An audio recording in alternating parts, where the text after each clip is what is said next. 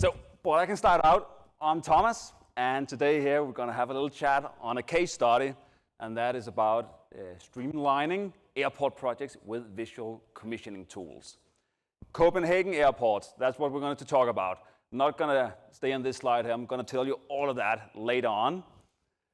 But first, for the learning objectives for today here, I'm going to read them out. And first one, learn how to use tables, floor plans, Gantt charts, and Kanban boards to make CX activities more transparent and actionable. The second one, explore how to incorporate design reviews into every phase of a project, improving accuracy and efficiency with modern tools. Understand how commissioning activities can be embedded into Gantt charts to document progress and ensure adequate time is allocated for commissioning. That's a tough one with the timing. And then at the end here, summarize how to secure buy-in from contractors and stakeholders to ensure adoption of the commissioning process. So that's the four main learning objectives for today.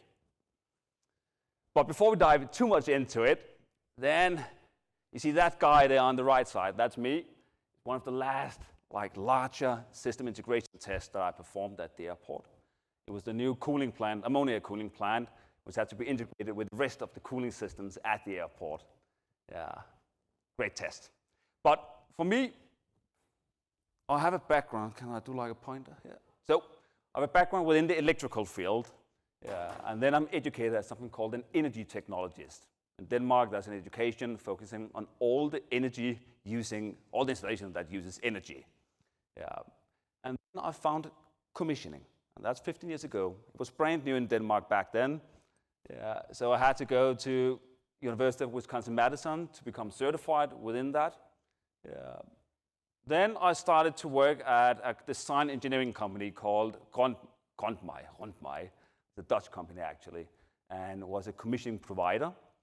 Then I did a couple of freelance jobs, and then Copenhagen Airport contacted me and said, Thomas, we want commissioning. I said, that's a great idea. And I went to the airport.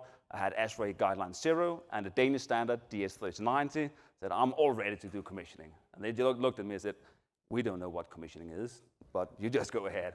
So that was a nice start. Then I'm also a teacher in Denmark on the higher educations within the mechanical field, and then I'm doing the lessons for the commissioning.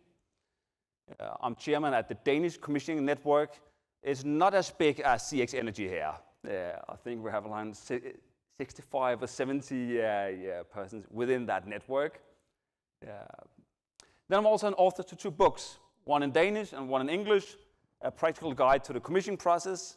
I've got a couple of the editions laying out here at our booth if you want one. It is a book I decided to write because in Denmark we didn't have any educational material for the commissioning process. It's a book which takes a more practical approach. So the process descriptions within the guidelines and the standards, making them more actionable. And now, my daily work is at CX Planner, and that's a commissioning-based software. So a software solution. I think that should be the main introduction to, and we can continue for the agenda for today. So we have 3 main elements on the agenda here. The first one, that's going to be a description of the case study.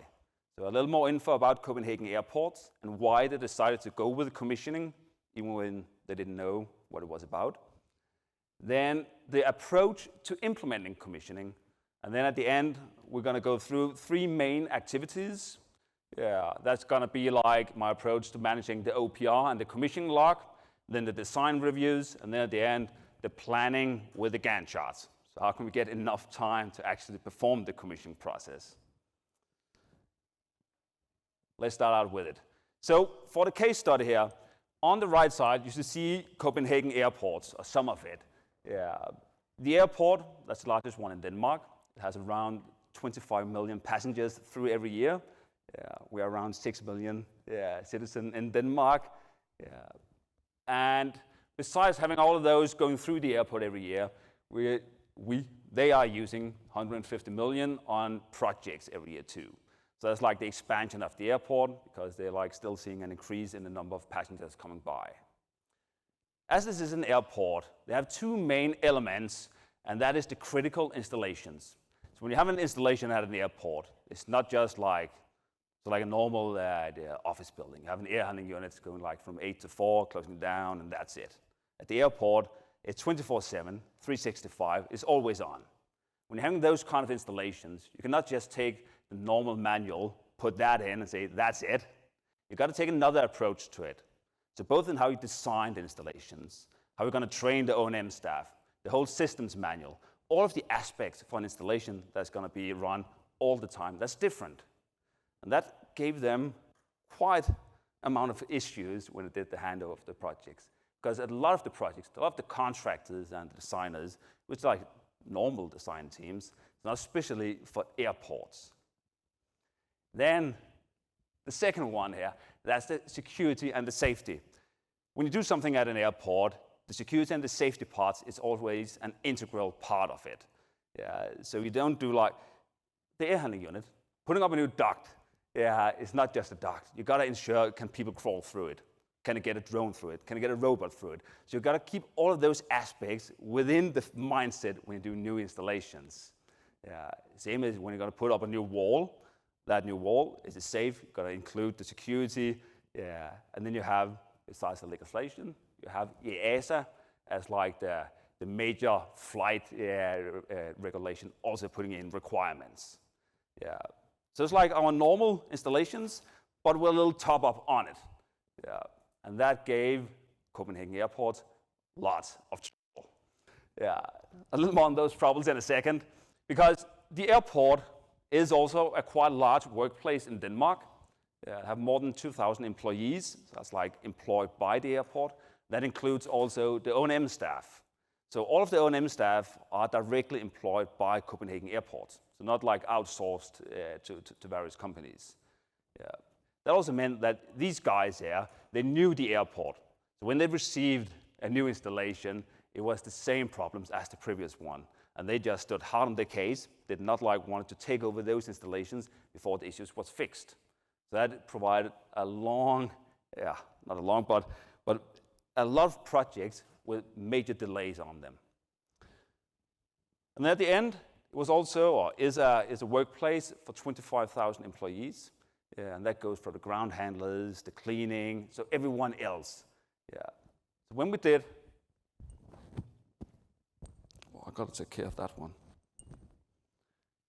When we did like a small project at a pier, at a gate out here, of course I could coordinate with my team.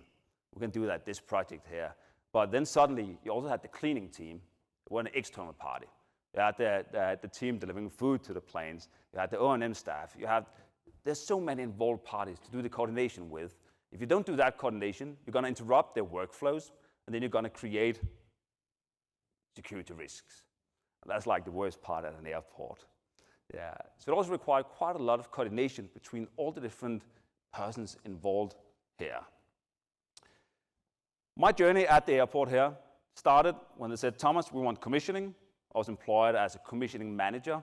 And the next topic on the agenda, we'll dive a little more into that one. Then I became the strategic commissioning manager at the airport, driving all the strategic initiatives. And then at the end, I was the manager for the commissioning team and the asset managers.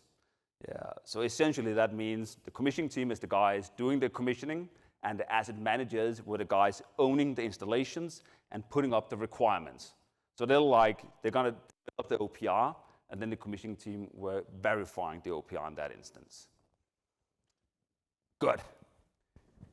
Then for the next step here, the approach to implement commissioning. So you might see it for you. I'm employed. They say, we don't know what commissioning is, but go ahead, Thomas. That's like, I can do whatever I like. It was pretty nice. But instead of just going ahead and doing commissioning, I tried to implement a more strategic approach to it. That strategic approach was based on 3 core elements. The stakeholder mapping and goals, then the planning of the process, and the scaling of the process. Because I knew that I might have like a small project. I can do the commission work, run really fast, do all of that myself. But if this was going to scale across the airport, I needed to get people involved. I needed to find like the stakeholders in the O&M team, I needed to find the project managers who wanted to participate. And then I also need to get like the subs and the contractors involved inside the commissioning process too. So I'm going to dive through each one of these and put some more words on them. And the first one, stakeholder mapping and goals. I can point up here. So this is a mind map. It's not the original one from the airport. I was not allowed to bring that one, but it symbolizes pretty well what it ended up looking like. The main boxes, so the security, the C-levels, the PM and OM, that was actually split into two, so project managers and operation and maintenance staff, and then the subs. Those are like indicating different departments, different people. Then all the lines out to all of these cool icons here shows the different needs or KPIs for their department. So when I was employed, I started to join in on the different departments and be part of their team. Because then I could see what is their daily life. When they get a new project, what's the pain points? When they live and work in the current facilities, what is annoying them? So for the security, you see we have the perimeter. That's like a core part for them. They're getting measured by that. That's an internal KPI for them. The same is like all the warnings, acoustic warning that they're putting out, all the blocking. So all of that, that's like the internal things for the security staff. Then if we're going over to the C levels, then of course the dollars, that's the main element, that's what's driving everything. But we're also pretty focused on the calendar and the PR marketing. Because if they're going to say, we're going to start up this new PR at the 1st of February next year, then you've got to open it at that time. So that means if we have like a long standing of non-completed commissioning test, we're not allowed to open it. What I'm trying to say here is that when I discovered all of these different KPIs, I also decided if I could like implement them in my commissioning process as various elements I was going to verify. Then they might also want to join in on the commissioning process. Take a little step further here. So the PM and the OM down here, so the maintenance staff, the as-built material, that is essential for them to do the maintenance of the building. Then they want analytics for how's everything going with the BMS system, customer support. And if we dive over to the contractors or the external parties here, then how are we going to handing over all this? What is the requirements to the digital tools that we need to do? What extra work do we actually have to do if we participate in the commissioning process?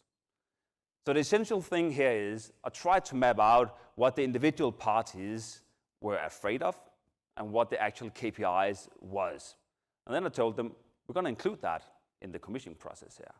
Because for me, the perimeter up here for the security staff, that is just an OPR verification, OPR items that I need to implement. And it is some test procedures that I need to implement. When I could say that to them, then I got a buy-in from security staff. Then I went over to the C levels, and I could say, for the commissioning, we're going to have like full test schedules, so you know when we're able to do like the handover, including the retests, so you can also do the marketing for this. Then I got a buy-in from them. And the same for the PM and OM, and especially also for the subs. One of the core elements for especially the subs at Copenhagen Airports was that we reused a lot of the same contractors on the projects. So when we learned them or taught them things, they could bring that to the next project. So it's not just like new contractors every time. So mapping out like all the goals and then including them in the process. That made me go over to the next step here, the planning of the commissioning process. What you see here is a flow chart, and they're pretty happy about like flow charts at an airport. This flow chart here is divided into 5 swim lanes. The swim lanes is the vertical ones going here. They are indicating a different individual or responsible party. For this one here, we have the project manager at the top, then the commissioning team, the asset managers, the O&M staff, and at the end, we have the designers or design team at the bottom here. This specific planning or flowchart here showcases the development of the OPR. So the previous slide, finding who needs to be involved in the OPR. Then this one here started to define how we're actually going to develop the OPR here. Top one, that's the project manager. And you see this little black envelope here. The black envelope shows that they're sending out a request of information. Then the transparent one means that someone are like awaiting something.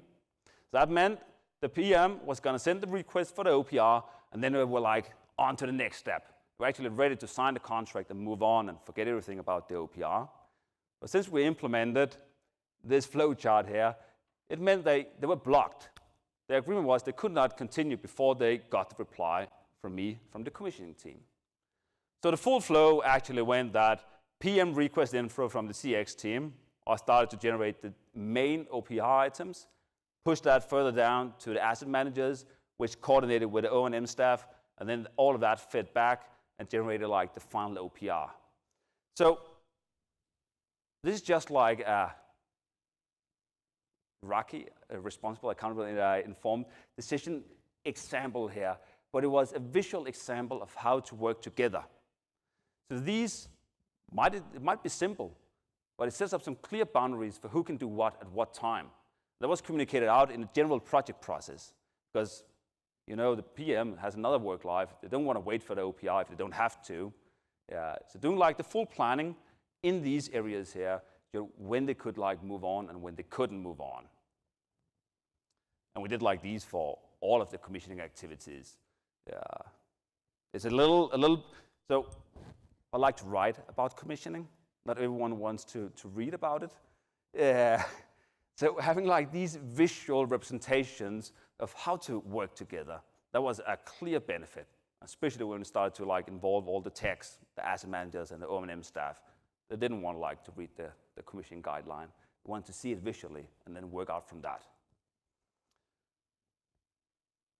Last thing, so just one little extra note on this one here.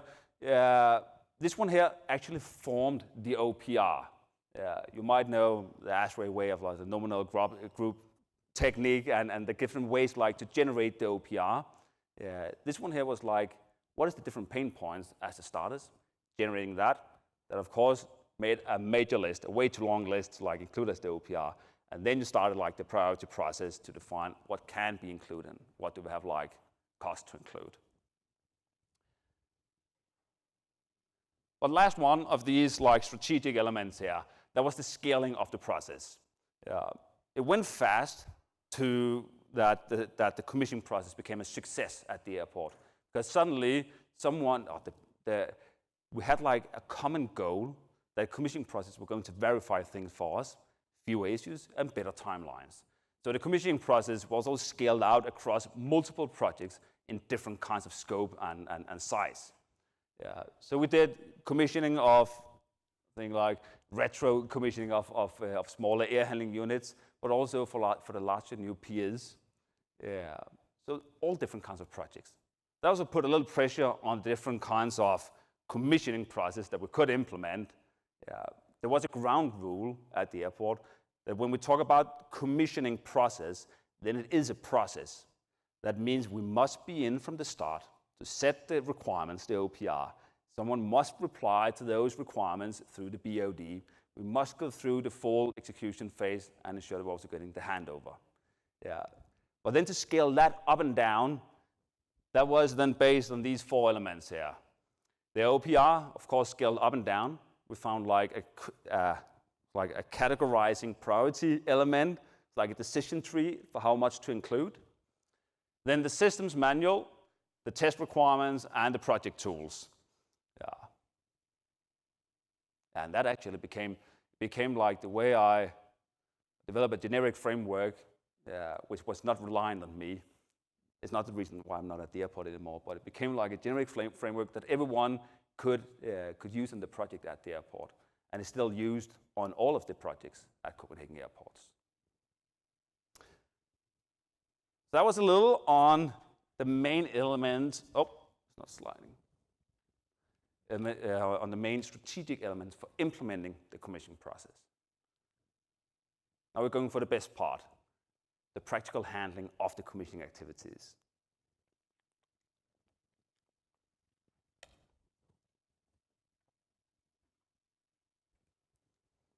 So what you see here is the final commissioning process that was implemented at the airport.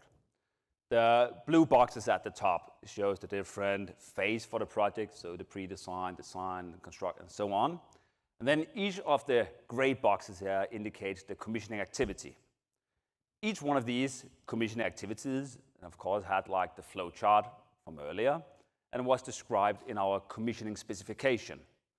And that specification was a core part of all the contractual documents that was sent out. So everyone knew what is the commissioning at the airport. If I'm a controls contractor, I'm coming in, then I know upfront what is expected of me. What's the number of meetings? What's the number of tests? What's the scope of those tests? So there was like no surprises for anyone, because no one likes surprises. Yeah, at construction projects, if it costs. Yeah, but yeah. So you see, we've got lots of gray boxes. We don't have time for all of those gray boxes today here. Yeah, so we're going to focus on a couple of them. We're going to start to have a look at the owner's project requirements. So a little with the basics for how we generated it earlier with the mind map and all of that. And then also for the commissioning log here. Yeah. Yes. Yes.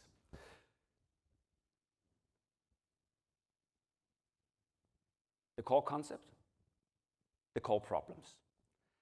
The core concept for me, when I'm like hearing OPR and a CX log, then it is that it's items that contain information.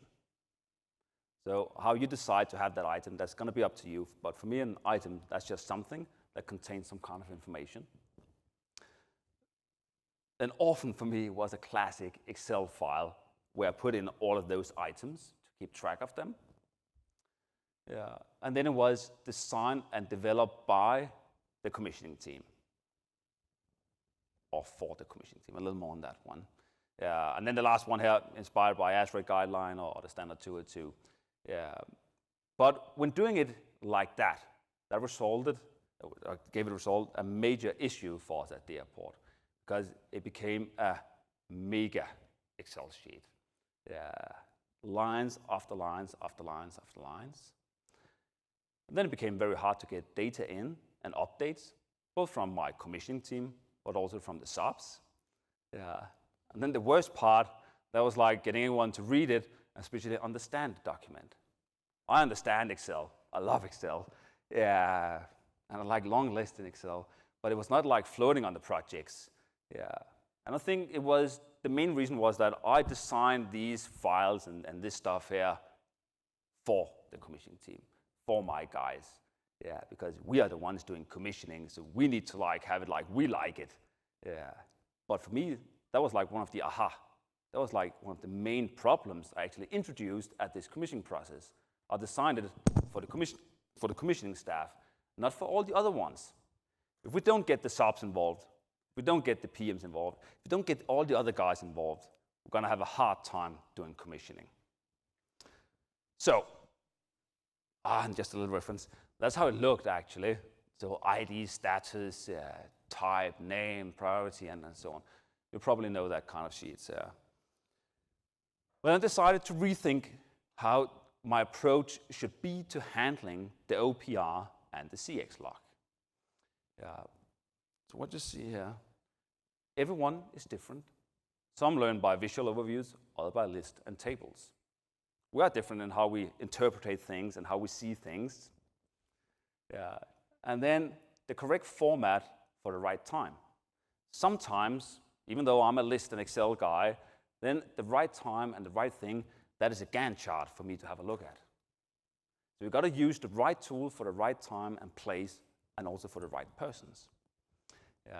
And essentially, making commissioning accepted by other project participants. If another project participant is only working within Gantt charts, do they then want to work with our long spreadsheet? No. So we've got to like find a fit to how we can get commissioning into their workflows too. Essentially, that made it over to this one here.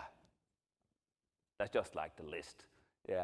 So normal Excel list, how we know it, how I like it. That's just how it is. A little more colors to make it visually pleasing. But then the second part these items here, each one of these items, that could be like an OPI item, or it could be an item from our commissioning log, would then also be moved into a Kanban overview. So a Kanban overview, that was new for me when I arrived at the airport, but Kanban is a concept derived from the lean methodology. So the lean methodology is like workflows and how to work more efficiently. They used it at the O&M staff. So every day they had like a big whiteboard with a couple of different phases: open, active, closed. They had more, but the essential is that there were different phases. Within each one of these phases, they had like nodes. It was like a big node board. Each one of those nodes defined an activity or something they had to do. And then they took those nodes, moved it to the next place, moved it to the next place. So they were not working in lists. They were working more visually, taking stuff from one place to another place. Yeah. So that was actually why I decided then, why shouldn't our commissioning log not also be communicated within Kanban systems? So for me, an OPI item could just be shown like this. Then when we worked on it, doing the verification of it, going into the active, and when it was verified, move it into the closed. That resulted in that the O&M staff actually liked to view at our commissioning documents because it was like reflecting how they normally worked. A little extra on to that one. That was the Gantt chart. Because, so time is always a problem in commissioning for me. But who's deciding the project, how it goes, are we on track? It's going to be like the PM having like the main time schedule. When I'm coming and saying, I have some commissioning activities, I need to do like a little design review in my commissioning process or a little test. That's just like something small in the greater of the project. So how to make this relevant or make it relatable for a project manager? That was like then to include the OPI items and the commissioning log items within the Gantt chart. So then you see up here, the OPR, then it was a line in my Excel list, it was a block in my Kanban, and now it was also a line in the Gantt chart for me. So that meant I could communicate it to different parties at the project for what they like to work with and how they normally did their communication.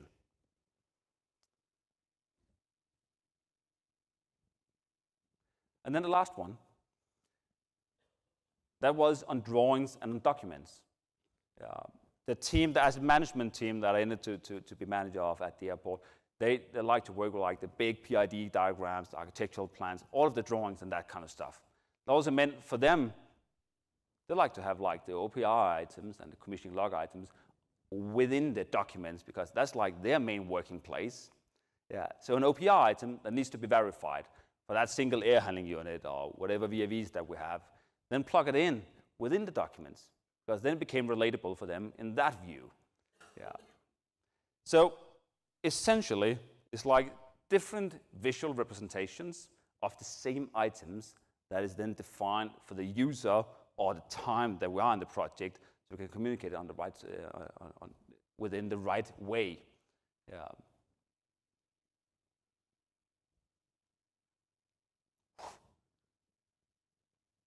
And this is actually how it ended up looking at the airport. Top left here, that is the spreadsheet-like, the table list. Then the Kanban, so this is how it looks when it's not like drawn in hand. The different phases, I think it's like open, active, idle, and closed. Then the Gantt chart down here, and then the drawing overview here.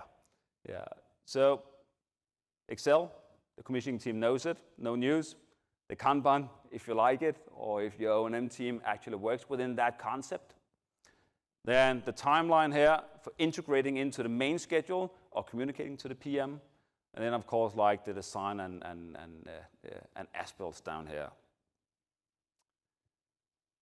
I think like one of the main takeaways I got from this, that is, we're technicians. We know how things need to work. We like a good test procedure. But communication is like one of the core principles here. If we need to get like other parties in, if we need to say what we're doing, we cannot just hand over, in all cases, a test procedure. We need to find the right fit to communicate it to the other guys. Yes. Next part here, that's gonna be a little on the design reviews.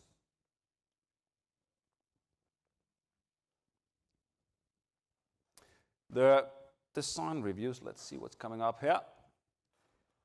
For me, a design review, that's a verification on paper. Of course, they have there's some elements, the sample rates, methodology approach, scoping, and so on. We can go with whatever in the ASHRAE standards and guidelines that we're using. For me here and today, it's more about when we're doing it and how we're doing it. Because, of course, I was employed at the airport. What's the cost to employ Thomas, who's running around doing commissioning? So I also had to show some cost benefit for them. It's hard to show a cost benefit. I did this testing and found this issue, and that issue would have resulted in X and X costs. So my main cost benefit that I could show to the C-levels, that was based on the design reviews that me and the team did. So when doing a design review, we're going to find an issue, and we can fix that issue on paper. It takes way faster than after it's been built, and we have to dismantle and put the project on hold and so on. But a little more on the design reviews here. What we have here in the middle, the fast arrow here, design review and CX activities, and then the gray boxes. The OPR verification, that is a verification that we have to do all the way through. Some OPR items we can verify in the early design phases, in the mid-design, in the construction phases, during the submittal review, at the handover, within the maintenance phase. If it's at design, then we also have to verify it within the design. When we come into the BOD, then we're also going to utilize that as a design review. The designers will say this will be fixed or described in this PID or in this document, and how we're going to verify this OPR item. We can verify that with the required reference to the docs. Then in each of the main phases of the project, where you're going to have a pre-design, design, construction documents, at the end of each of those, there of course will be some Q&A by the design team. But at our end here, we always implemented an interdisciplinary maintenance design review from the commissioning team. So you cannot just go on before some of the guys who's had oil on the fingers, had been through the design documents, so they could see how would this actually work in the maintenance. Then, so there's some phase deliveries. We had a lot of owner deliverables at the airport. Then, of course, within the test documents, we could do some verification, and then at the end, at the handover and the as-builds. But let's dive a little more into it here. When we implemented the design reviews, it started really well. Really quick benefits, finding lots of issues, and Thomas, he was a good payback time, more of Thomas at the airport. But then the mess started. The idea phase, the design phase. We used OneDrive for everything, so it's going to be one folder for the idea phase design. Then for the design phase, we kept it in separate spreadsheets like this one here. We made a comment to version 1. Version 2 was issued. How did you get the verification that version 2 was actually fixed in that one? It became a major problem for us. Because now the whole airport thought it was a good idea to use us because we could find the issues, but we could not manage how to also verify throughout the project that the issues was actually fixed. One thing is that they're saying it's fixed. Another thing is to actually check that it's been fixed. So single line statements to a specific version. We did this here could be a single design review comment, and then it had a column specifying what version of the document. And that document was then laying in a single folder at OneDrive. So this was taking way too long time for my team to do. So the cost benefit analysis just turned up down. So we had to do it another way. The solution became these main 6 steps here. We moved all of the comments to a global commissioning log. So instead of doing design review sheets for the individual phase, then everything was moved to the global commissioning log. All comments were to be binded to a visual location in the documents for visual identification and tracking. Comments, they became viewable in different ways, in tables, on drawings, and Gantt charts. In a second, I'll show that one. Then we also decided that files were only valid in one specific place. So you could not do like a design review of something that you received in an email. You could not do a design review within Thomas's OneDrive. It had to be on that specific drive in that specific folder. Comments should be able to be tracked across multiple versions of the files, and comments and responses should be viewable on the documents. So what you see here, that is actually the flow of it. In the middle, start there, that's the design review. You have the different phases here, so this illustrates some idea, design, execution, and handover. When you're doing these design reviews, then you do a lookup into the files area. So that's like the only location where you could do like the review of the files. When you were doing a design review comment, it would get pushed back into our global commissioning log. So from before you saw we had like the list, the Kanban, the Gantt, and the drawings. That meant I was going to do like a markup on a drawing. That markup would take that image, so whatever we are, attach it to that item, and push it back to those individual views. That meant we could communicate those design review issues to the different parties in the way they normally like to communicate in. So we're going to reuse the concept from before, but also for the design review comments here. This was like how it all ended actually. One main location for the files. When we have that single file here, we only have that single file. When a new version was issued, it had to be laid behind that one. You had access to both, but there were no two files to select from. So the system had to like define what file can you actually use for this design review. Then comments, they were integrated into the documents. As you can see over here on the right side. So when you have this beautiful document here, you can make an annotation, arrow, whatever you need within that document. So it's not like describing it's on this document on page 4 and it looks like this. It was like clear visual identification of it. And then by pushing it back into the main different views, it was actually integrated into the rest of the commissioning process. I think that was like the main parts for the design review. Now we're going for the hardest part. That's going to be like the planning, having time enough for commissioning.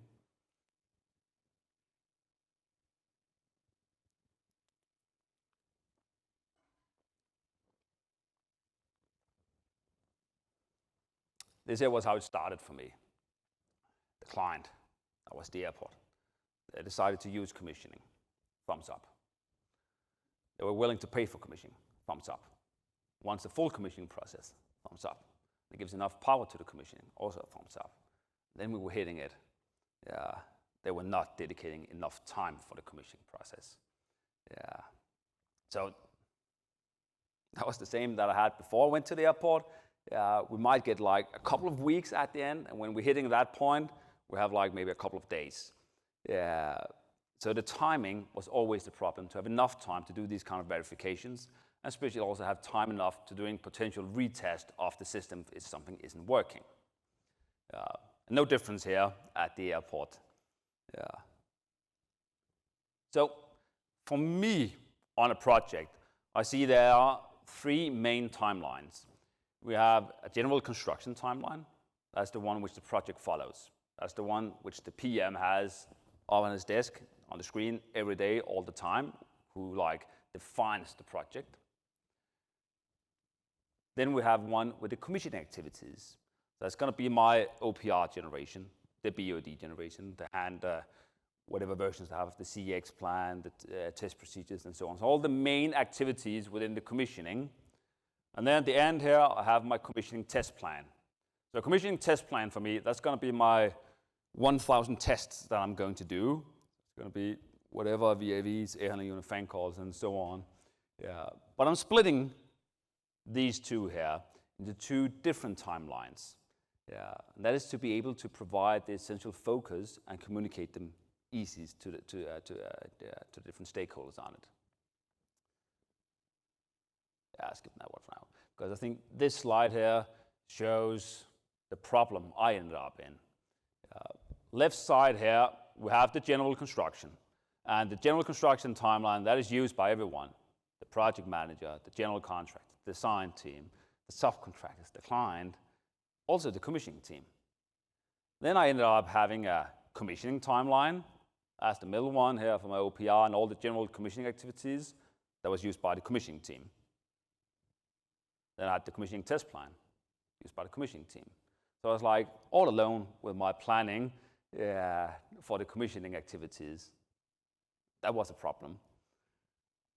So I decided to look into what kind of solutions could help me in that one. I have like two main solutions that I think that I implemented. I'm not going to say it's not like a full fix to get all the time that you need, but it helped like to put more focus on the time that we were needing for the commissioning activities. This is one of the main solutions. It's divided into two main steps here. The first one, planning is not just a bar. It's more. So when we have this timeline over here, this OPR item, this BUD item, or whatever we have here, then for me it was not just like the timeline. It went all the way back to the different ways of communicating. So it could actually be my individual OPR item that was visualizing in this main view. Then the second one, that was protecting ourselves. So when we were deciding for the initial timeline, then we were also able to save that one, log it down, and then see what was going to happen. And that was like what we call baselining. The first one, that's the planning and not just a bar. That's because these individual ones then were pushed back into the views that the different parties could decide to utilize. For the baselining, that was the one which saved us most of the time. Then we could save like, what is the timeline as it is today? Then going to the meeting with the PM, moving one block, everything moves with it. But 1 week later, we could always put an overlay over the current timeline to see what was the actual agreement. And then we could track why this one was moved, because we could open it and view it in these views too. So it was like putting an extra dimension into the timeline here. The second solution here, and that might like step a little over into what you normally would do in a commissioning process, because we were taking a little more responsibility or visual communication to the other parties. The commissioning team, they have to like own the commissioning timeline. It's my timeline and I own it. I can communicate it and help whoever like wants to see in it. But if you just go over here, you see, then we have sub 1, sub 2, the different kinds of equipments. We actually started to implement the subs verification items that we were using in the commissioning process within our timeline. We're not going to like do the time tracking and all of that detail level for the subs, but it allowed us to help them keep track of what they actually need. So if I have a commissioning test, one of the main core parts as the first section, that's the prerequisites. What do I need to have like ready before I start the test to not like waste my time? If that was that line here, then I would add it into the main timeline here to help the sub see what is the actual progress of it, because that's going to help me at the end. So it might be like stepping a little over and helping a little too much in some cases, but it became a major benefit for us. So besides like that, I could like see I cannot start on my commissioning tests. The subs actually also started to like it quite a lot, because for them it was a new tool for them to like keep track of what do we actually need to do here. And then it ended up looking like this. So I like timelines and also like spreadsheets, but that's two things. One of the main elements I like learned with like these timelines here, that was the KISS principle. To avoid too many dependencies and avoid too much fun planning. I like to like these detailed plans. This single VAV is like depending on all of these previous items, and you can blow it up to like a major timeline pretty quickly, and it's fun to do because then you can see it. but it requires maintenance when you do it. And it's like, if you like to write about commissioning, it's not everyone who wants to read it. Yeah, that was the same problem that ended up in the timeline here. So keep it like it's simple, but let others use it as a communication or tracking tool for them too. Yeah. And then of course, data in equals data out. And I think we are starting to hitting the end slides here. And a couple of the ends of the learning and perspectives that I took away from my time at the airport here. There was the communication, and I think that's like, it's the top one, because the other thing is 111. All of them is equally important, I see. But at the top one here, so the communication part. Yeah, if we cannot communicate what commissioning is, what we need, and how we want to work with others on it, yeah, then we are in trouble, because we need other parties to participate with us. Yeah, you know it. You're going to send like the test script to the contractor. They might never fill it out. They might print it out and never fill it out, never hand it back to you. We need to be able to communicate. We need to be able to communicate in the language that the recipient actually understands and likes to read. If we do that, we also can show there's a benefit for them. Then there's a greater chance for them to actually incorporate and work with us within the commissioning process that we have. Then the design reviews. For me, that's a crucial part when I talk about commissioning processes. Yeah, it's so much cheaper to fix something on paper. As soon as it is there, it's 3 days before the handover and the startup, then you're screwed if something is wrong. Yeah, but if you can find it on a paper, and if you can sell this design review process to the designers, to the various parties who's doing these design documents, yeah, then there's a benefit for the project. And then the last one here, that's the support and collaboration. Normally I actually have it on one of the first slides in my commissioning presentations. That is, for me, commissioning is a support process. For me, commissioning is everything, but for the project, it's a support process. We have a PM who's doing like all of the other stuff. We have some other guys doing inspections. Commissioning is something that is supporting the project. And to support something, we need to involve, we need to be a helping part, not a police coming like saying something is wrong. If we can do something proactive, helping someone, showing the SAP that they're only like 50% done when they should be like 70, yeah, then that's a good thing in the commissioning process. And that was what I had.